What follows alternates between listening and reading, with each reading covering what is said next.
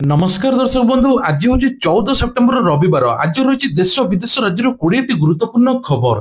खबर भल लगे भिडियो को लाइक करने सहित आपण जिलार ना लिखिदेवे जहाँफल प्रत्येक दिन आपण जिलार खबर पाइपर। मुख्यमंत्री बड़ घोषणा, मोदी सरकार देले बड़ उपहार योजना खबर सहित अनेक 20 गुरुत्वपूर्ण खबर अच्छी। चलतु खबर उपरे नजर पकाइबा। आरंभ है पार्वण ऋतु। आज माँ को 16 पूजा, चंडी पाठ मंत्र उच्चारण रे कंपिब शक्तिपीठ। शारदीय दुर्गा पूजा पाई चल चंचल शक्तिपीठ। विभिन्न पीठ रे आज आरंभ होईची मांकर 16 उपचार पूजा। मूलाष्टमी ठू आरंभ करिकी महाअष्टमी जाए रीतिनीति अनुसार मांकर स्वतंत्र पूजार्चना चलिबो। सेहिभଳି जगतसिंहपुर सारला पीठ, कटकर गड़चंडी श्रीमंदिर समेत राज्यर विभिन्न शक्तिपीठ रे आज स्वतंत्र पूजा विधि आरंभ होईची। आउ केटारे धरावतरण करिवे माँ दुर्गा। मंडप रे माँ को पुनः मूर्ति काम सहित आगे चली सुना चांदी मेढ़र सफेई कार्य। मूर्ति निर्माण व्यस्त कारीगर। किछि दिन तले मांकर मुर्णय मूर्ति एक माटिया कार्य समापन होइथिला। एबे चली 2 माटिया कार्य। एपटे चांदी मेढ़ अलंकार सफेई चली। सेहीपरि शेख बजार नुआ रूप में झलसिबे मांकर आसन। एपटे सरकार कहिसेन जे 176 मंडप रे पाइबे दुर्गा पूजा। चांदी मेढ़ क्लब रे 37 मेढ़ मध्य सामिल हेबो।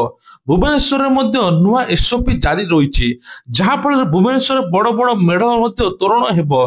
रास्ता उपरे आ माड़ी बसिबे नाही। नूतन नियम किछि सरकार मध्य लागू करिसंती। परवर्ती खबर होची गाड़ी चालकों पे बड़ खबर। बाकी पड़िथिबा चालान संपूर्ण छाड़ हेबो।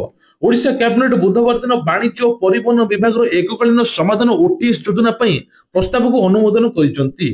जहाँफल ट्रैफिक नियम उल्लंघनकारी को प्राप्य प्रदान करने उत्साहित हेबो। जो मानकर अधिक अधिक फाइन पड़ी सेमान किछि स्वल्प मूल्य रे मध्य निजर फाइन चालान समाप्त करिपरिबे। एबे कि सरकार बड़ घोषणा। कर्मचारी बकेय जरिमाना आदाय सड़क सुरक्षा सुनिश्चित करने एक चैलेंज सृष्टि हेबो। तेणु ओटीएस योजना घोषणा कर सरकार। एमबी आईन रे किछि नूतन धारा मध्य रही। आपण स्वल्प मूल्य रे मध्य फाइन आपणकर देई समाप्त करिपरिबे।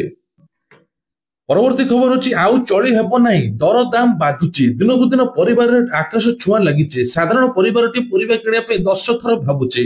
5 टंकार बैग मध्य फुल हो नाही। गाँ टू शहर टू सबु आडे मध्य दर दाम बढ़ुची। एपटे पिलांकर पाठ पढ़ा मेडिसिन मध्य सबु बढ़ी चलची। सेपटे सरकार कहथिले जीएसटी कमिला पर सबु दर दाम कमिबो, किंतु एपर्यंत कोनोसी प्रकार होई नाही। सरकार कहउछन्ते गरीब लोक को मिलुची मागणा चावल। मागणा चावल परिवर्ते आउ सबु दर दाम बढ़ुची। एपटे 3 वर्षରେ ଭାରତୀୟ ପାରିବାରିକ ଖର୍ଚ୍ଚ 33% ବଢିଛି। 45% ଭାରତୀୟ ଘର ଚଳାଇବା ପାଇଁ ପ୍ରତିଦିନ ସଂଘର୍ଷ କରୁଛନ୍ତି। ଖର୍ଚ୍ଚ କମାଇବା ପାଇଁ ଖର୍ଚ୍ଚ ଚାର୍ଟ ମଧ୍ୟ କାଟୁଛନ୍ତି। ମଧ୍ୟବିତ୍ତ ନିମ୍ନ ମଧ୍ୟବିତ୍ତ ପରିବାର ଗୋଟେ ରିପୋର୍ଟରୁ ଜଣା ପଡିଛି ଯେ ପ୍ରତିଦିନ 45% ଲୋକେ ସଂଘର୍ଷ କରୁଛନ୍ତି। परवर्ती खबर रहुची पुणी 27 तारिख रे ओडिशा आसुचंती प्रधानमंत्री नरेंद्र मोदी। ब्रह्मपुर आयोजित युव समावेश रे जोग देबे नरेंद्र मोदी। तेणु प्रधानमंत्री आसिया पूर्व मासरे द्रुत बेगरे काम चली संकेत देइछि बीजेपी राज्य प्रभारी। तेबे 17 तारिख रे मोदी को जन्मदिन ठारू आरंभ कर 2 तारिख भितर गांधी जयंती जाए सेवा पक्षी चलिबो। से ब्रह्मपुर आयोजित कार्यक्रम में जोग देबे। खूब शीघ्र नहीं ए कार्यक्रम स्थिर हेबो। एही गस्त समय प्रधानमंत्री किछि बड़ घोषणा करि पारथि बोली कह जाउछि। 15 मासरे सरकार प्रधानमंत्री 6 थर ओडिशा आछंती। जून 12 2024 सरकार शपथ ग्रहण करथिले। सेप्टेम्बर 17 सुभद्रा आस्थिले। नवेम्बर 29 रे मध्य, जनवरी 9 रे मध्य भारतीय सम्मेलन पे आस्थिले। जनवरी 28 रे मध्य उत्कर्ष ओडिशा पे आस्थिले। एमिति पाखापाखि 6 थर आस्थिले। एबे मध्य बड़ घोषणा करि पारंती नरेंद्र मोदी। परवर्ती खबर राज्य में चलिबो एआई शासन। निर्भुल द्रुत गति हेबो सरकारी काम। प्रशासन को चलचंचल प्रशासनिक अधिकार को देवा पई केबे एआई टक्कर नेबो। एबे एआई बिना कोनसी काम अधूरा रहिबो नाही। एआई सब किछि करिवो। एते पई सरकारी व्यवस्था एआई को जोड़िया पे निष्पत्ति निचे राज्य सरकार, जहा द्वारा डबल इंजन सरकार द्रुत बेगरे काम चलिबो। निर्भुल हेबो सरकारी व्यवस्था। रॉकेट बेगरे हेबो लोकंकर काम। एआई करिवो समस्त प्रकार समाधान। सुशासन प्रशासनिक संस्कार आनिया पई एबे सरकारी कि बड़ पदक्षेप नेउचंती। जहाँ फल एथर ऑफिस टाइम 10 टारू ଯେମିତି 5ଟା କୁ 6ଟା ସେଇ ଟାଇପର ରହିବ। ମନ ଇଚ୍ଛା ଆଉ ଅଫିସ କେହି ବନ୍ଦ କରିପାରିବେ ନାହିଁ, ମନ ଇଚ୍ଛା ଅଫିସକୁ ଆଉ କେହି ଆସିପାରିବେ ନାହିଁ। ଫିଙ୍ଗର ପ୍ରିଣ୍ଟ ରହିବ, ସବୁ ପ୍ରକାର ଏଆଇ ଟୁଲ ବ୍ୟବହାର ହେବ, ଯାହା ଫଳରେ ଯେକୌଣସି ଲୋକ ଯିଏ ଯୋଉ ଶ୍ରେଣୀ ଷ୍ଟାଫ ଯେମିତି ଯେତିକି କାମ କରୁଛନ୍ତି ସବୁ କିଛି ମଧ୍ୟ ତଦାରଖ କରାଯିବ। ପରବର୍ତ୍ତୀ ଖବର ହଉଛି ନୂଆପଡା ଉପନିର୍ବାଚନକୁ ନେଇ ଆସିଲା ବଡ ଖବର। ଉପନିର୍ବାଚନ ପୂର୍ବରୁ ନିର୍ବାଚନ ମଣ୍ଡଳୀରେ ହେବ ସ୍ୱତନ୍ତ୍ର ସଂକ୍ଷିପ୍ତ। ଏନେକି ରାଜ୍ୟ ନିର୍ବାଚନ ଅଧିକାରୀ ବିଜ୍ଞପ୍ତିରେ ପ୍ରକାଶ ପାଇଛି। ରବିବାର ସୁଦ୍ଧା ବା ଆଜି ସୁଦ୍ଧା ମତଦାନ କେନ୍ଦ୍ରରେ ପୂର୍ଣ୍ଣ ବ୍ୟବସ୍ଥାପନ ପରିବର୍ତ୍ତନ କରାଯିବ। ସେପ୍ଟେମ୍ବର 15 ଓ 29 ଦାବି ଏବଂ ଆପତ୍ତି ଦାଖଲ କରିବା ଅବଧି ମଧ୍ୟ ରହିଛି। ପରବର୍ତ୍ତୀ ଖବର ହଉଛି ରୂପାରେ ହଲମାର୍କ ଜରୁରୀ, କେବଳ ସୁନା ନୁହେଁ ଏବେ ରୂପାରେ ମଧ୍ୟ ହଲମାର୍କ ହେବ। ରୂପାର ଦାମ ମଧ୍ୟ ହୁ ହୁ ହୋଇ ବଢୁଛି, 1,27,000 ପହଞ୍ଚିଲାଣି ରୂପା ମୂଲ୍ୟ। ସେହିପରି କୁହାଯାଉଛି ଯେ ଏଥର ରୂପା ଅଳଙ୍କାରରେ ହଲମାର୍କ ହିଁ ବାଧ୍ୟତାମୂଳକ ହେବ। ଜିନିଷପତ୍ର ହଲମାର୍କ ବାଧ୍ୟତାମୂଳକ ହେଲେ ପ୍ୟୁରିଟି ମଧ୍ୟ ଜଣା ପଡିବ, ଗ୍ରାହକ ମନରେ ଅଶାନ୍ତି ରହିବ ନାହିଁ। ଏବେ କୌଣସି ପ୍ରକାର ଡୁପ୍ଲିକେଟ କାମ ଚାଲିବ ନାହିଁ, ତେଣୁ ଏଥିରେ ଗ୍ରାହକଙ୍କ ସ୍ୱାର୍ଥରେ ଧାତୁର ଶୁଦ୍ଧତା ଜାଣିବା ପାଇଁ ଡିଜିଟାଲ ଚିହ୍ନଟକରଣ ହେବ ବା ହଲମାର୍କ ଲାଗିବ। ପରବର୍ତ୍ତୀ ଖବର ରହୁଛି ଏସବିଆଇ କ୍ଲର୍କ ପାଇଁ ବାହାରିଲା ନିଯୁକ୍ତି। ସରକାରୀ ଚାକିରି ସ୍ୱପ୍ନ ଦେଖୁଥିବା ଯୁବପିଢିଙ୍କ ପାଇଁ ଖୁସି ଖବର। ବଡ ବଡ ନିଯୁକ୍ତି ଆଣିଛି ଭାରତୀୟ state bank. State bank junior associate ପଦବୀ ପାଇଁ 6,579 ପଦବୀ ରହିଛି। ଦେଶର ସବୁଠାରୁ ବଡ ସରକାରୀ ବ୍ୟାଙ୍କରେ ଏବେ କାମ କରିବା ପାଇଁ ସୁବର୍ଣ୍ଣ ସୁଯୋଗ। ତେବେ କୁହାଯାଉଛି ଯେ ଏହି ପରୀକ୍ଷାର ପ୍ରାରମ୍ଭିକ ପର୍ଯ୍ୟାୟ 20, 21, 27 ସେପ୍ଟେମ୍ବର ଅଛି। ଦେଶର ବିଭିନ୍ନ ପରୀକ୍ଷା କେନ୍ଦ୍ର ଅନୁଷ୍ଠିତ ହେବ। ଏସବିଆଇ ଜୁନିୟର ଆସୋସିଏଟ ଭର୍ତ୍ତି ପାଇଁ 3ଟି ପର୍ଯ୍ୟାୟରେ ଅନୁଷ୍ଠିତ ହେବ। ସବୁକିଛି ଜାଣିବା ପାଇଁ କି ହେଲେ ଆପଣ ମାନେ www.sbi.co.in ରେ ମଧ୍ୟ ଯାଇ ଚେକ୍ କରିପାରିବେ। ପରବର୍ତ୍ତୀ ଖବର ରହୁଛି ଏଥର ଚାଷୀଙ୍କ ପାଇଁ ବଡ ଖୁସି ଖବର। ପିଏମ କିଷାନ ଯୋଜନା ଟଙ୍କା ଖୁବ୍ ଜଲଦି ମିଳିବା ପାଇଁ ଯାଉଛି। ପ୍ରଧାନମନ୍ତ୍ରୀ କିଷାନ ଯୋଜନାରେ ଭାରତୀୟ କୃଷକମାନଙ୍କ ପାଇଁ ବଡ ଉପହାର। ଏବେ ପୁଣି ପିଏମ କିଷାନ ଟଙ୍କା ମିଳିବ। ତେବେ କେନ୍ଦ୍ର ସରକାର ପ୍ରତି ଯୋଗ୍ୟ ଚାଷୀମାନଙ୍କୁ 6 ମାସର ରାଶି ପ୍ରଦାନ କରିଥାନ୍ତି। ଏନେଇ 3ଟି କିସ୍ତିରେ ଦିଆଯାଇଥାଏ। ତେବେ କୁହାଯାଉଛି ଏଥର 20 କିସ୍ତି ମଧ୍ୟ ଜାରି କରାଯାଇଥିଲା। ଏବେ ପୁନର୍ବାର ପୁଣି 21 କିସ୍ତି ଆସିବା ପାଇଁ ଯାଉଛି। ଚାଷୀ ଭାଇମାନଙ୍କୁ କହିବା କଥା ଯେ ପ୍ରତି ମାସରେ ଚାଷୀ ମାନଙ୍କୁ କିଛି ନା କିଛି ଟଙ୍କା ମିଳୁଛି, କିନ୍ତୁ ଏହି ଯୋଜନା ଏବେ ସରକାରୀ ଏକ ନୂଆ ଯୋଜନା ମଧ୍ୟ ଚାଷୀ ମାନଙ୍କ ପାଇଁ ଆଣୁଛନ୍ତି। ଚାଷୀ ମାନଙ୍କୁ ମାଧ୍ୟମରେ ପେନସନ ମଧ୍ୟ ଦିଆଯାଏ, କିନ୍ତୁ ଚାଷୀ ମାନଙ୍କୁ ଯୋଉମାନଙ୍କର କିଷାନ କ୍ରେଡିଟ କାର୍ଡ ନାହିଁ ତାଙ୍କର ମଧ୍ୟ ହେବ, ଯାହାଫଳରେ ସେମାନେ ଅର୍ଥ ରାଶି ମଧ୍ୟ ଉଠାଇ ପାରିବେ 5 ଲକ୍ଷ ପର୍ଯ୍ୟନ୍ତ। ତେବେ ସରକାର ପ୍ରତି ମାସରେ ଚାଷୀ ମାନଙ୍କୁ ସର୍ବନିମ୍ନ 3,000 ଟଙ୍କା ଦିଅନ୍ତି। ଅନେକ ଚାଷୀ ପେନସନ ଯୋଜନା ବିଷୟରେ ବହୁତ କମ ଜାଣିଛନ୍ତି। ତେବେ ପେନସନ ଯୋଜନାରେ ଆପଣ ମାନେ ମାସକୁ 3,000 ଟଙ୍କା ପାଇପାରିବେ। ସରକାର ଯୋଗ୍ୟ ଚାଷୀ ମାନଙ୍କୁ 60 ବର୍ଷ ପରେ ସର୍ବନିମ୍ନ 3,000 ଟଙ୍କା ପେନସନ ଦେବେ। ପ୍ରତି ମାସରେ ସେମାନଙ୍କୁ 100 ଟଙ୍କା ରଖିବା ପାଇଁ ପଡିବ। ପରବର୍ତ୍ତୀ ଖବର ରହୁଛି ମାଡି ଆସିଲାଣି ବାତ୍ୟା, ଗର୍ଜନ ଛାଡିଲାଣି ସମୁଦ୍ର। ଭୟଙ୍କର ବାତ୍ୟା ହେବ ବୋଲି କୁହାଯାଉଛି। ଲାଲିନା ପ୍ରଭାବରେ ଓଡିଶାରେ ବାତ୍ୟା ଭୟ। ଅକ୍ଟୋବର ଆସିଲେ ଓଡିଶାକୁ ବାତ୍ୟା ଚିନ୍ତା ଆଉ ଭୟ ଭିତରେ ବିଶ୍ୱ ପାଣିପାଗ ସଂସ୍ଥା ପକ୍ଷରୁ ପ୍ରକାଶ ପାଇଛି ଏକ ରିପୋର୍ଟ। ତେବେ କୁହାଯାଉଛି ଅକ୍ଟୋବର ଡିସେମ୍ବର ମଧ୍ୟରେ ଦେଶରେ ଲାଲିନା ସକ୍ରିୟ ହେବା ନେଇ ସୂଚନା ଦେଇଛି ବିଶ୍ୱ ପାଣିପାଗ ସଂସ୍ଥା। ନେଗେଟିଭ ଆଇଡି ଲାଲିନା ସକ୍ରିୟ ହେବା ଦ୍ୱାରା ବଙ୍ଗୋପସାଗରରେ ସାମୁଦ୍ରିକ ଝଡ଼ ବାତ୍ୟାକୁ ବଳ ଯୋଗାଇଥାଏ, ଯେଉଁଥିରେ ଅକ୍ଟୋବରରେ ରାଜ୍ୟକୁ ବାତ୍ୟା ଆସିବା ନେଇ ଆଶଙ୍କା ବୃଦ୍ଧି କରାଯାଇଥାଏ। ବର୍ତ୍ତମାନ ଲଘୁଚାପ ପ୍ରଭାବରେ ରାଜ୍ୟର ବିଭିନ୍ନ ସ୍ଥାନରେ ବର୍ଷା ଜାରି ହୋଇଥିବା ବେଳେ 48 ଘଣ୍ଟା ଭିତରେ ପ୍ରବଳ ବର୍ଷା ବର୍ଷିବ। ପଶ୍ଚିମ କେନ୍ଦ୍ରୀୟ ଏବଂ ତତ୍ସଂଲଗ୍ନ ଏବଂ ଉତ୍ତର ପଶ୍ଚିମ ବଙ୍ଗୋପସାଗର, ଆନ୍ଧ୍ରପ୍ରଦେଶ ଦକ୍ଷିଣ ଉପକୂଳ ନିକଟବର୍ତ୍ତୀ ସକ୍ରିୟ ରହିଛି ଲଘୁଚାପ କ୍ଷେତ୍ର। ଆଗାମୀ 2 ଦିନ ଭିତରେ ଦକ୍ଷିଣ ଓଡିଶା ତତ୍ସଂଲଗ୍ନ ଆନ୍ଧ୍ରପ୍ରଦେଶ ଏବଂ ଛତିଶଗଡ଼ ଦେଇ ଓଡିଶାକୁ ଗତି କରିବେ ବୋଲି କୁହାଯାଉଛି। ଯାହା ଫଳରେ ଏବେ ମାଲକାନଗିରି, କୋରାପୁଟ, ନବରଙ୍ଗପୁର, ରାୟଗଡା, ଗଞ୍ଜାମ, ଗଜପତି, ନୟାଗଡରେ ପାଣିପାଗ ବିଭାଗ ସୂଚନା ଦେଇଛି ହାଲୁକାରୁ ମଧ୍ୟମ ଧରଣର ବର୍ଷା ହେବ, 30 ରୁ 40 କିଲୋମିଟର ବେଗରେ ପବନ ବହିବ। ପରବର୍ତ୍ତୀ ଖବର ହଉଛି ଆଜି ଉତ୍ସାହ ବିହୀନ ଭାରତ ପାକିସ୍ତାନ ମୁକାବିଲା, ଜୋର ଧରିଲା ବର୍ଜନ ଦାବି। ଭାରତ ପାକିସ୍ତାନ ଲଢେଇକୁ କ୍ରିକେଟ ପ୍ରେମୀ ଉତ୍ସାହର ସହ ପ୍ରତିକ୍ରିୟା କରିଥାନ୍ତି। କେବଳ ଦୁଇ ଦେଶ ନୁହେଁ, ଯାହା ବି ଦୁଇ ପାରମ୍ପରିକ ପ୍ରତିଦ୍ୱନ୍ଦିତା ମୁହାଁମୁହିଁ ହୁଅନ୍ତି ସାରା ବିଶ୍ୱର ନଜର ଗୋଟିଏ ଜାଗାରେ ଥାଏ। ବିଶ୍ୱର ଯେଉଁ ସ୍ଥାନରେ ଖେଳା ଯାଉଥିବା ଏହାକୁ ଗଳି କନ୍ଦିରୁ ସହର ପର୍ଯ୍ୟନ୍ତ ସବୁଠି ଉତ୍କଣ୍ଠା ଦେଖିବାକୁ ମିଳେ, କିନ୍ତୁ ଏଥର ଆଗ ଭଳି ଆଉ ସେ ଉତ୍ସାହ ନାହିଁ। ଏସିଆ କପ୍ ବହୁ ପ୍ରତୀକ୍ଷିତ ମହାଲଢେଇ ରବିବାର ଦିନ ଭାରତ ପାକିସ୍ତାନ ପରସ୍ପରକୁ ଭେଟାଭେଟି ହେବାକୁ ଯାଉଥିଲା ବେଳେ ପୂର୍ବରୁ ସେହି ଚର୍ଚ୍ଚା ଉତ୍କଣ୍ଠା ଯେମିତି ଏକବାର କମି ଯାଇଛି। ଟିକେଟ ବିକ୍ରି ଅପ୍ରକୃତ ମାନ୍ଦାବସ୍ଥା ଆଇପିଏଲ ର ଫ୍ରାଞ୍ଚାଇଜି ଗୁଡିକରେ ମଧ୍ୟ ହାଇ ଭୋଲ୍ଟେଜ ମ୍ୟାଚ୍ ବର୍ଜନ ନିଷ୍ପତ୍ତି ଏବଂ ପହଲଗାମ ଆତଙ୍କବାଦୀ ଆକ୍ରମଣ ପରେ ଯାହା ପରେ ପରେ ଅପରେସନ ସିନ୍ଦୁରକୁ ଯୁଦ୍ଧ ଭଳି ପରିସ୍ଥିତି ଦେଇଥିଲା।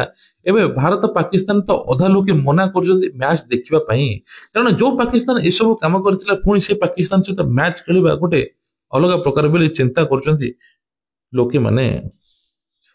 ପରବର୍ତ୍ତୀ ଖବର ଅଛି ଭୁବନେଶ୍ୱର ସହିତ 3ଟି ଜିଲ୍ଲାକୁ ଗଡ଼ିଲାନି ବସ୍, ଦରମା ଦେବା ବିଳମ୍ବ ଓ ଅନ୍ୟାନ୍ୟ ସମସ୍ୟା ଯୋଗୁଁ ଆଜି କ୍ରୁଡ ବସ୍ ଚାଳକ ଷ୍ଟିଅରିଂ ଛାଡ ଆନ୍ଦୋଳନ କରିଛନ୍ତି। 43ଟି ବସ୍ ଚଳାଚଳ ବନ୍ଦ ବେଳେ ଆଜି 70ରୁ ଉର୍ଦ୍ଧ୍ୱ ଚାଳକ ପୋଖରୀପୁଟ ଏବଂ ଡିପୋଠାରେ ଗଣଧାରଣା ଦେଇଛନ୍ତି। ଫଳରେ ଆଜି ଦିନ ତମାମ ଭୁବନେଶ୍ୱର, ପୁରୀ, ଖୋର୍ଦ୍ଧା, କଟକ, ଫୁଲନଗରର ବସ୍ ଚଳାଚଳ ବନ୍ଦ ରହିଥିଲା। ରାତିରେ କ୍ରୁଡ ମଧ୍ୟ ଏବେ କହିଛି ଆମର ଦରମା ବୃଦ୍ଧି ହେଉନାହିଁ, ଦରମା ବିଳମ୍ବରେ ମିଳୁଛି। ରବିବାର ଠାରୁ ଗାଡି ଚଳାଚଳ ସ୍ୱାଭାବିକ ହେବ ବୋଲି କୁହାଯାଉଛି, କିନ୍ତୁ ଆଜି ମଧ୍ୟ ତାହା ଦେଖିବାକୁ ମିଳିନାହିଁ। ପରବର୍ତ୍ତୀ ଖବର ହଉଛି ଶସ୍ତା ହେଲା ହୋଣ୍ଡା ଗାଡି, ହୋଣ୍ଡା ମୋଟରସାଇକେଲ ଆଣ୍ଡ ସ୍କୁଟର ଏବେ ଗ୍ରାହକ ପାଇଁ ବଡ ଖବର ଆଣିଛି। ସରକାର ନୂତନ ଜିଏସଟି ସ୍ଲାବ ଲାଗୁ ପରେ କମ୍ପାନୀର ଲୋକପ୍ରିୟ ଦୁଇ ଚକିଆ ଯାନ ଏବେ ଶସ୍ତା ହୋଇଯାଇଛି। ତେବେ ଦୁଇ ଚକିଆ ଉପରେ 28% ଜିଏସଟି 1% ସେସ୍ ଲାଗୁ କରାଯାଇଥିଲା। 22 ସେପ୍ଟେମ୍ବର 2025ରେ 350 ସିସି ଇଞ୍ଜିନ ଥିବା ଦୁଇ ଚକିଆ ଯାନ ଉପରେ 18% ଜିଏସଟି ଲାଗୁ ହେବ। ସେ ସମ୍ପୂର୍ଣ୍ଣ ଭାବରେ ଉଚ୍ଛେଦ କରାଯାଇଛି। ଗ୍ରାହକମାନେ ସିଧାସଳଖ ଲାଭ ପାଇବେ। ହୋଣ୍ଡା ମଡେଲ ଗୁଡିକ ଏବେ 18,000 ପର୍ଯ୍ୟନ୍ତ ଶସ୍ତା ହୋଇଯିବ ବୋଲି କୁହାଯାଉଛି। ପରବର୍ତ୍ତୀ ଖବର ରହିଛି, ଏଥର କୁହାଯାଉଛି ଯେ ମେକ୍ ଇନ୍ ଇଣ୍ଡିଆ ପ୍ରଭାବ, ବଡ କମ୍ପାନୀର ଆମଦାନୀ ବିଲ୍ କମୁଛି। ଶିଳ୍ପ ଉତ୍ପାଦନ କ୍ଷେତ୍ରରେ ଭାରତ ଆତ୍ମନିର୍ଭରଶୀଳ ହେବାକୁ ଯୋଜନା ଚଳାଇଛି। ଏଥିପାଇଁ ସରକାର ମେକ୍ ଇନ୍ ଇଣ୍ଡିଆ ସ୍ଲୋଗାନ ଦେବା ସହିତ ପିଏଲଆଇ ଉତ୍ପାଦନ ଭିତ୍ତିକ ପ୍ରୋତ୍ସାହନ କାର୍ଯ୍ୟକ୍ରମ ହେଉଛି, ଯାହାଫଳରେ ଭାରତରେ ଏବେ ଅଟୋମୋବାଇଲ ସେକ୍ଟର ଆହୁରି ବୃଦ୍ଧି ପାଇବ। ଇଲେକ୍ଟ୍ରୋନିକ ହୋମ ଆପ୍ଲାଏନ୍ସ ଆରମ୍ଭ କରି ସବୁ ବଡ ବଡ କମ୍ପାନୀ ହେବ, ଯାହାଫଳରେ ଭାରତରେ ସେଠି ତିଆରି ହେବ ଆଉ ବାହାରୁ ଆସିବ ନାହିଁ। ଇଲେକ୍ଟ୍ରୋନିକ୍ସ ଏବଂ ତା ସହିତ ମଧ୍ୟ ଅଟୋମୋବାଇଲ 20ଟି ତାଲିକା କମ୍ପାନୀ ଉପରେ ମଧ୍ୟ ହୋଇଥିବା ଅନୁଧ୍ୟାନ ଜଣାପଡିଛି। ସେମାନଙ୍କ ତୁଳନାରେ ବିଦେଶୀ ମୁଦ୍ରା ଖର୍ଚ୍ଚ ଭାଗ ହ୍ରାସ ପାଇଛି, ଯାହାଫଳରେ ଭାରତରେ ମଧ୍ୟ ଧୀରେ ଧୀରେ ଏବେ କମ୍ପାନୀ ଖୋଲିଲାଣି, ଭାରତରେ ଲୋକ ମଧ୍ୟ ନିଜେ କାମ କଲେଣି। ପରବର୍ତ୍ତୀ ଖବର ହଉଛି ଚୀନ ଉପରେ ଲାଗୁ ହେଲା 100% ତାରିଫ, 50% ବଦଳରେ ଚୀନ ଉପରେ ଲଗାଅ 100% ତାରିଫ। ନାଟୋକୁ ଆମେରିକା ରାଷ୍ଟ୍ରପତି ଡୋନାଲ୍ଡ ଟ୍ରମ୍ପଙ୍କ ଅପିଲ, ରୁଷ ଠାରୁ ସମସ୍ତ ନାଟୋ ରାଷ୍ଟ୍ର ତୈଳ ନ କିଣିବା ପାଇଁ ଆହ୍ୱାନ ଦେଲେ ରାଷ୍ଟ୍ରପତି ଡୋନାଲ୍ଡ ଟ୍ରମ୍ପ। ଏହା ଦ୍ୱାରା ଦୁର୍ବଳ ହେଉଛି ରୁଷର ଅର୍ଥ ବ୍ୟବସ୍ଥା। ୟୁକ୍ରେନ ସଂଘର୍ଷ ପରେ ବିରାମ ଲାଗିବ ବୋଲି କହିଛନ୍ତି ଟ୍ରମ୍ପ। ଭାରତ ପରେ ତାରିଫକୁ ନେଇ ଚୀନକୁ ଟାର୍ଗେଟ କରିଛନ୍ତି ରାଷ୍ଟ୍ରପତି ଟ୍ରମ୍ପ। ଆମେରିକା ରାଷ୍ଟ୍ରପତି ଡୋନାଲ୍ଡ ଟ୍ରମ୍ପ ନାଟୋକୁ ଚୀନ ଉପରେ 100% ତାରିଫ ଲଗାଇବେ ବୋଲି କୁହାଯାଉଛି। ରୁଷ ପରେ ଚୀନର ମଧ୍ୟ ଆର୍ଥିକ ନିୟନ୍ତ୍ରଣ ଦୁର୍ବଳ କରିବ ଏବଂ ୟୁକ୍ରେନର ଯୁଦ୍ଧ ଅନ୍ତ ଘଟାଇବ ବୋଲି ଏପଟେ କୁହାଯାଉଛି। ପରବର୍ତ୍ତୀ ଖବର ହଉଛି ଘରେ ବସି ଇ କେୱାଇସି କରିପାରିବେ। ଦେଶର ଅଧାରୁ ଅଧା ଲୋକ ଏବେ ଇ କେୱାଇସି କରିପାରୁନାହାନ୍ତି, ସେଥିପାଇଁ ସରକାର ଦେଶର କୃଷକ ପାଇଁ ଯୋଜନା ମଧ୍ୟ ଚଳାଇଛନ୍ତି। ଆପଣ ଘରେ ବସି ମଧ୍ୟ ଇ କେୱାଇସି କରିପାରିବେ, ଯାହାଦ୍ୱାରା ବିଭିନ୍ନ ଉପାୟରେ ମଧ୍ୟ ଲାଭ ପାଇପାରିବେ। ଚାଷୀମାନଙ୍କୁ ଇ କେୱାଇସି କରିବା ନିହାତି ଜରୁରୀ ବୋଲି କୁହାଯାଉଛି। 21ତମ କିସ୍ତି ପାଇବା ପାଇଁ ହେଲେ ତା ପୂର୍ବରୁ ଇ କେୱାଇସି କରିବା ପାଇଁ ପଡିବ। ପିଏମ କିଷାନ ଟଙ୍କା ପାଇବା ପାଇଁ ଏବେ ଖୁବ ଜଲ୍ଦି ଇ କେୱାଇସି ପ୍ରକ୍ରିୟା ସରକାର ଆରମ୍ଭ କରିଛନ୍ତି, ଯାହାଫଳରେ ସମସ୍ତଙ୍କୁ ଯିବ। ଆପଣ ଘରେ ବସି ମଧ୍ୟ ସାଇଟରେ ପିଏମ କିଷାନ ଯୋଜନା କ୍ଲିକ୍ କରିକି ଜିଓଭି କ୍ଲିକ୍ କରି ଆପଣ ଇ କେୱାଇସି କରିପାରିବେ ଆଧାର କାର୍ଡ ଦେଇକି। ଯଦି ନ କରିପାରୁଛନ୍ତି ଜନସେବା କେନ୍ଦ୍ର ଯାଇକି ମଧ୍ୟ କରିପାରିବେ। ପରବର୍ତ୍ତୀ ଖବର ହଉଛି ଜିଏସଟି ହ୍ରାସ ପରେ 5 ଟଙ୍କିଆ, 10 ଟଙ୍କିଆ, 20 ଟଙ୍କିଆ ପ୍ୟାକେଜ ସାମଗ୍ରୀ ମୂଲ୍ୟ କମିବ ନାହିଁ। ତେବେ ଏନେକି ବଡ ଘୋଷଣା ମଧ୍ୟ ହୋଇଛି। 5 ଟଙ୍କିଆ ବିସ୍କୁଟ, 10 ଟଙ୍କିଆ ସାବୁନ, 20 ଟଙ୍କିଆ ଟୁଥପେଷ୍ଟ ଦାମ କମିବ ନାହିଁ ବୋଲି କୁହାଯାଉଛି, କାରଣ ଦୋକାନୀ ମାନେ ଏହି ଧାର୍ଯ୍ୟ ଦରକୁ ବ୍ୟବହାର କରି ଆସୁଛନ୍ତି। 4, 9 ବା 18 ଟଙ୍କାକୁ କମାଇଲେ ଏବେ ଦ୍ୱନ୍ଦ୍ୱରେ ପଡିବେ, କାରବାର ମଧ୍ୟ ସମସ୍ୟା ହେବ। ଏହା ବଦଳରେ ମୂଲ୍ୟ ସମାନ ରଖି ପ୍ୟାକେଟର ଭିତରେ ପରିମାଣ ବଢାଇବା ପାଇଁ କମ୍ପାନୀ ଗୁଡିକ କେନ୍ଦ୍ରୀୟ ପରୋକ୍ଷ ଟିକସ ଏବଂ ସୀମାବର୍ତ୍ତୀ କହିଛି, ଯାହାଫଳରେ ମୂଲ୍ୟ ସମାନ ରହିବ କିନ୍ତୁ ପ୍ୟାକେଟର ମଧ୍ୟ ପ୍ରଡକ୍ଟ ଆହୁରି ବୃଦ୍ଧି ପାଇବ। ପରବର୍ତ୍ତୀ ଖବର ହଉଛି ମିଳୁନି ଟିକେଟ, ଦଶହରା ଦୀପାବଳି ଛୁଟିରେ ଘରକୁ ଯିବା ବେଳେ ଲୋକମାନେ ହାଇ ପାଇଁ ହଉଛନ୍ତି, ଯାହାଫଳରେ ଏବେ ଟ୍ରେନ ଟିକେଟ ମଧ୍ୟ ମିଳୁନି। ଏହି ଅବସରରେ ଯେଉଁମାନେ ନିଜ ଘରକୁ ଯାଉଛନ୍ତି ସେ ପର୍ବ ପାଳନ କରିବା ପାଇଁ ଯାଉଛନ୍ତି, କାରଣ ଟ୍ରେନ ଟିକେଟ ମଧ୍ୟ ମିଳୁନାହିଁ। ତେଣୁ ଲୋକଙ୍କ ପାଇଁ ଟିକେଟ ପାଇବା କଷ୍ଟକର ହେଇଗଲାଣି। ଅଧିକାଂଶ ଯାତ୍ରୀ ଅପେକ୍ଷା କରି ଫସି ଯାଇଛନ୍ତି। ଆପଣ ଟିକେଟ ନ ପାଇବାରୁ ଚିନ୍ତିତ ଯଦି ଭୟଭୀତ ହୁଅନ୍ତୁ ନାହିଁ, ଆପଣଙ୍କ ପାଖରେ ମଧ୍ୟ କିଛି ବିକଳ୍ପ ଅଛି। ସ୍ୱତନ୍ତ୍ର ଟ୍ରେନ ମଧ୍ୟ ଅଛି, ବୁକିଂ ପଦ୍ଧତି ମଧ୍ୟ ଦୀପାବଳି ଏବଂ ଛଠରେ ଆପଣଙ୍କ ପାଇଁ ଘରେ ମଧ୍ୟ ପହଞ୍ଚାଇ ପାରିବ।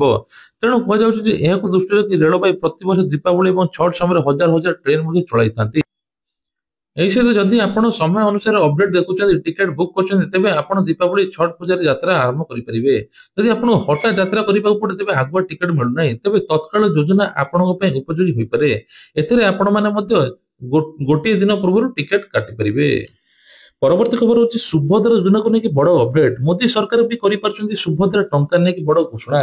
ତେବେ ଏ ନେଇ କହିଛନ୍ତି ମୃତ ହିତାଧିକାରୀ ଯୋଉମାନେ ଥିଲେ ମାନେ ମୃତ ଦର୍ଶାଯାଇଛି କିନ୍ତୁ ପ୍ରକୃତରେ ଜୀବିତ ଅଛନ୍ତି ତାଙ୍କୁ ସୁଭଦ୍ରା ଟଙ୍କା ମିଳିବ। 21 ବର୍ଷ ଯାହାକୁ ହେଇଯାଇଛି ସେମାନେ ଆବେଦନ କରିବେ। ତା ସହିତ 60 ବର୍ଷ ଯାହାକୁ ହେଇଛି ସେମାନଙ୍କୁ ଛାଡ କରାଯାଇଛି, ତାଙ୍କ ନାଁ କଟାଯାଇଛି, ସେମାନେ ଭତ୍ତାରେ ସାମିଲ ହେବେ। ଏନେଇ ସରକାର କହିଛନ୍ତି ସୁଭଦ୍ରା ଟଙ୍କା ଖୁବ୍ ଜଲଦି ମିଳିବ। ତା ସହିତ ଭତ୍ତା ଟଙ୍କା 60 ବର୍ଷର ହିତାଧିକାରୀକୁ ଭତ୍ତା ଟଙ୍କା ପଡିବ ଆଉ 80 ବର୍ଷରୁ ଉର୍ଦ୍ଧ୍ୱ ହିତାଧିକାରୀକୁ ସମସ୍ତଙ୍କୁ 3,500 ମିଳିବ। ଏନେଇକି ସରକାରଙ୍କ ମଧ୍ୟ ବଡ ଘୋଷଣା। ତେବେ ଇଏ ଥିଲା ଆଜିର ଦେଶ ବିଦେଶ ରାଜ୍ୟର ଗୁରୁତ୍ୱପୂର୍ଣ୍ଣ ଖବର। ଖବରଟି ଭଲ ହେଇଥିଲେ ଭିଡିଓକୁ ଲାଇକ୍ କରିବେ, ସହିତ ଚ୍ୟାନେଲରେ ନୂଆ ଥିଲେ ସବସ୍କ୍ରାଇବ କରିବା ପାଇଁ ଭୁଲିବେ ନାହିଁ।